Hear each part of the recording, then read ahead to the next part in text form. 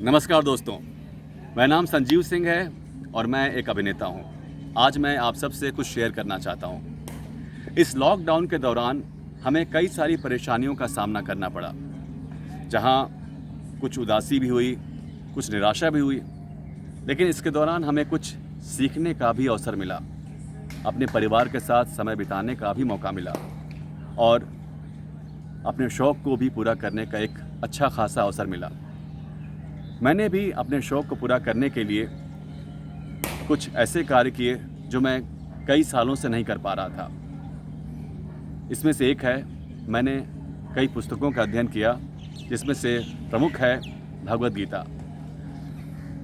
भगवद गीता पढ़ने के दौरान मुझे कई श्लोकों ने बहुत प्रभावित किया, जिसमें से एक है, मयि सर्वाणि कर्माणि सन्न्यस्य अध्यात्म चेतस निराशी निर्ममो भूत्वा युद्धस्व विगज्वर।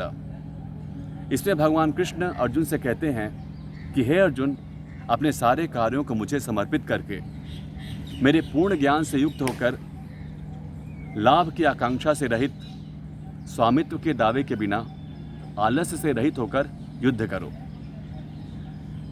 इस श्लोक ने मुझे इतना प्रभावित किया कि मेरे सारे अवसाद, सारी निराशा की भावना छूमंतर हो गई। इससे जब भगवान कहते हैं कि अपने सारे कार्यों को मुझे समर्पित करके, जबकि हम जब भी कोई कार्य करते हैं तो उसके पीछे एक फल की आशा रहती है कि इस कार्य से मुझे क्या लाभ होगा, और हम कई सारी योजनाएं बनाने लगते हैं कि भविष्य में इससे मैं ये करूँगा, प्लानिंग करते हैं, ये करेंगे, वो करेंगे।